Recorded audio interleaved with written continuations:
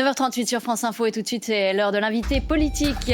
Bonjour Léa Balagel-Maricki. Bonjour. Merci d'être avec nous, porte-parole du groupe écologiste, député de Paris. La marche pour Quentin de Renques s'est bien passée, on l'a vu sur ces images. Laurent Nunez a-t-il eu raison de respecter la liberté de manifester ? Alors je crois que ça s'est pas bien passé quand on a des néo-nazis qui défilent, qui insultent, qui chantent des chants homophobes dans les rues de Lyon, que des manifestations culturelles, artistiques ont été annulées parce qu'il y a eu une bande de néo-nazis qui voulaient en découdre avec la République. Ça ne s'est pas bien passé, non ? Malgré tout, ça s'est déroulé dans le calme. Il y avait aussi des familles, des enfants, beaucoup de femmes qui ont défilé dans le calme. Et il y a eu quelques signalements qui ont été faits par la préfète. C'était pas une marche blanche, c'était une manifestation politique avec des saluts nazis. Et là, la préfecture nous dit qu'elle souhaite investiguer, en tout cas saisir le procureur pour qu'il puisse y avoir des condamnations éventuellement. Vous auriez souhaité que cette manifestation soit interdite ? Mais c'était pas une manifestation en hommage à un décès, à un mort que je déplore. Non, mais elle aurait été interdite. Vous n'auriez pas dit au contraire, on n'a pas le droit de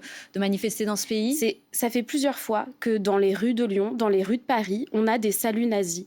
En Italie, on vient rendre hommage à Mussolini avec des saluts nazis. Moi, je ne sais pas à quel moment est-ce que les responsables de ce gouvernement ne vont pas se sentir à un moment donné un peu pris d'effroi de ce qui est en train de se dérouler dans tous les pays européens. Quand on a des saluts nazis, quand on a des propos homophobes, racistes qui sont proférés dans l'espace public sans que personne ne s'en inquiète, moi je suis extrêmement inquiète. Par rapport à ce qui s'est passé ces derniers jours, on a le sentiment que quand il y a l'ultra-droite qui défile, c'est calme. Quand il y a l'ultra-gauche, il y a à la fin un mort. Mais attendez, c'était pas une manifestation d'ultra-gauche qui s'est déroulée et qui a provoqué la mort de ce militant d'extrême droite, Quentin de Renques. Ce qui s'est passé, c'est effectivement un acte d'une extrême violence et les écologistes l'ont condamné directement. Moi, ce que je vois, c'est que dans notre pays, l'extrême droite est en train de se banaliser. Les idées d'extrême droite pullulent dans l'espace public sans qu'il... La faute à la France insoumise ou pas ? Mais bien sûr que non, c'est la faute à l'extrême droite et toutes celles et ceux qui lui donnent sur un plateau une respectabilité dans l'espace politique. L'extrême droite a la violence comme projet politique, la violence envers les femmes, la violence envers les personnes LGBT, la violence envers les personnes mais ce ne sont pas les personnes musulmanes de la France insoumise qui font justement, qui banalisent l'extrême droite. Vous le voyez, vous, à l'Assemblée nationale, par exemple, les plus bruyants sont sur les rangs de la France insoumise ? Mais quand on fait de la politique, excusez-moi, ça a toujours été bruyant et c'est un débat d'idées. Et au sein de l'hémicycle, il n'y a pas d'excès dans les bruits que nous pouvons faire ou dans le volume sonore. Moi, ce que je vois en réalité, c'est le bloc central qui est complaisant alors qu'il a été élu, alors que la plupart des députés du groupe de M. Attal sont là parce qu'il y a eu un barrage républicain. Je les vois être complaisants, voter main dans la main les idées d'extrême droite, les reprendre à leur compte dans le projet de loi immigration de M. Darmanin. C'est ça que je vois. C'est qu'en réalité, ce sont des personnes irresponsables qui, pour leur poste, se disent que le pays basculant vers l'extrême droite, il faut en reprendre les idées au lieu de les combattre. Et moi, je suis inquiète. Aujourd'hui ce front républicain qui vole en éclats, où on entend par exemple Gabriel Attal, Yael Braun-Pivet dire ni LFI, ni RN, au second tour par exemple, la des France municipales. Insoumise ne porte pas un projet politique raciste avec la préférence nationale qui va stigmatiser une bonne partie de nos concitoyens. La France Insoumise, elle porte un projet de rupture avec plus de justice sociale, une transition écologique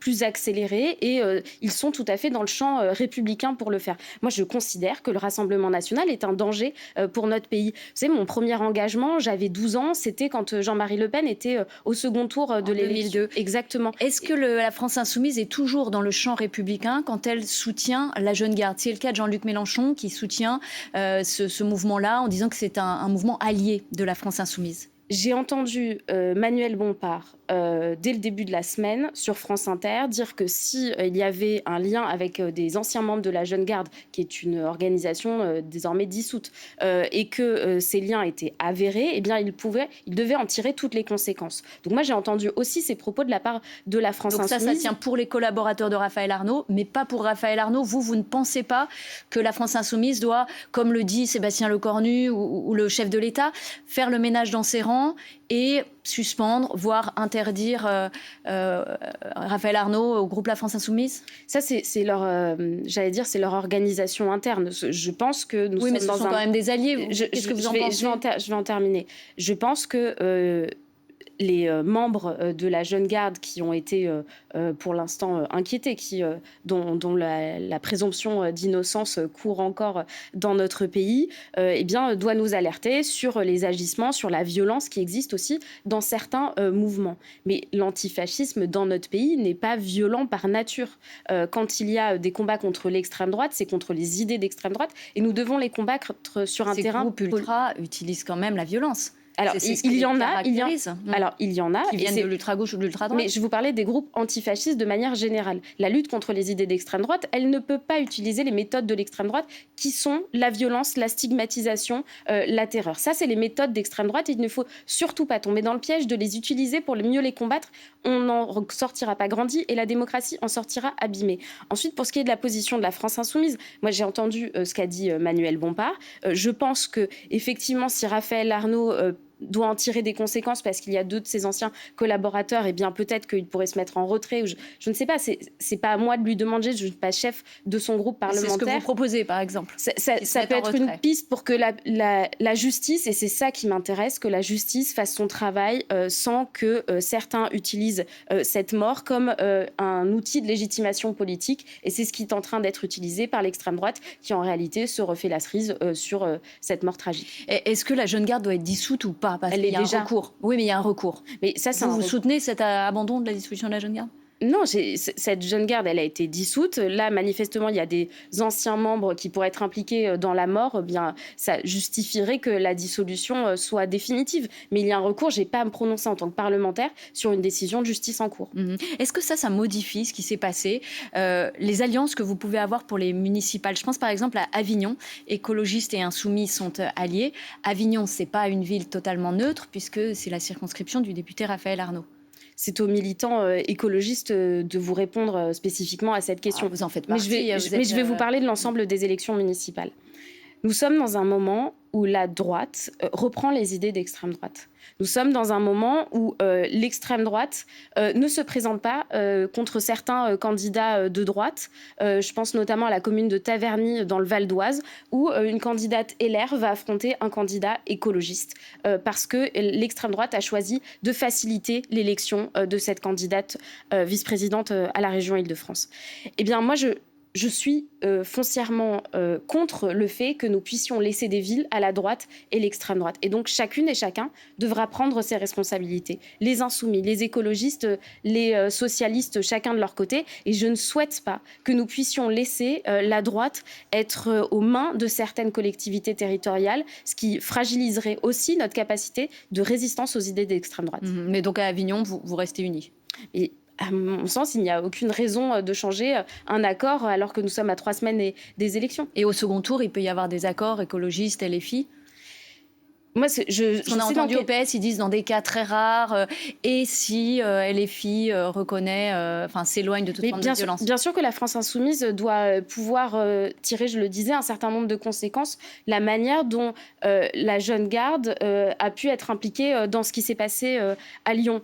Mais la réalité, l'enjeu des municipales, c'est est-ce qu'on veut plus de bio dans les cantines ou alors est-ce qu'on va laisser des climato-sceptiques revenir sur toutes les avancées écologiques qu'on a obtenues depuis de nombreuses années? Est-ce que c'est ça qu'on souhaite? Est-ce que c'est plus de bagnoles dans nos villes? Est-ce que c'est moins de bio dans les cantines? Est-ce que c'est moins de rénovation thermique? Mais est-ce que vous mettez quand même la condamnation de la violence comme garantie, comme préalable à d'éventuels accords? Ça faisait partie des éléments constitutifs du fondement du nouveau Front populaire. Ouais. C'était au début de notre déclaration commune, la condamnation de la violence en ligne, mais aussi dans la rue. Et donc, c'est bien normal que cela doit être un socle commun, la condamnation de la violence de l'ensemble de la gauche, parce que contrairement à l'extrême droite, nous n'avions pas la violence dans notre projet politique. C'est l'extrême droite qui l'a, elle est en train de pulluler avec ses idées et de contaminer la droite qui se laisse contaminer bien volontiers. Le chef de l'État va réunir les ministres concernés pour voir comment on peut agir face à ces groupes d'action violente. C'est ce qu'il a dit hier au Salon de l'Agriculture.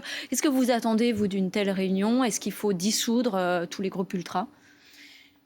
Il y a un sujet, si vous voulez, prenons un tout petit peu de hauteur.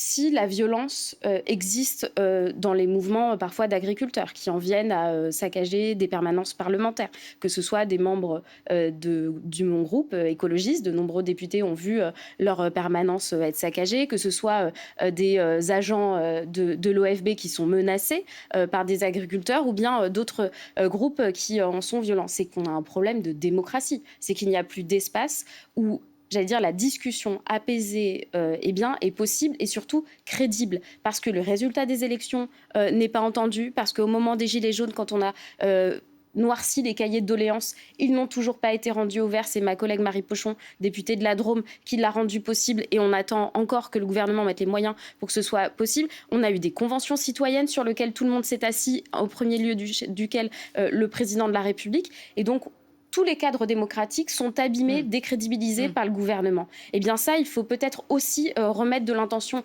politique dans ces espaces-là, qui sont les espaces où, la dispute politique se passe sans violence. Dernière question, le PS n'a pas voté la censure sur le budget, à la différence des écologistes. Est-ce que c'est pas paradoxal, finalement, de vouloir aujourd'hui faire une primaire commune pour la présidentielle ?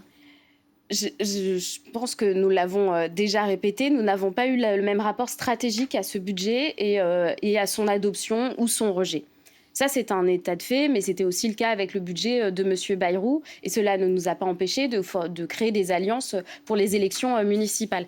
Il y a un espace politique que nous devons occuper, dans lequel nous devons être majoritaires. Et c'est pour ça que cette primaire existe, pour que la gauche, les écologistes, puissent être présents au second tour de l'élection présidentielle. Merci Léa Balazs-Mariki d'avoir été notre invitée ce matin dans La Politique, c'est clair, porte-parole du groupe écologiste, députée de Paris.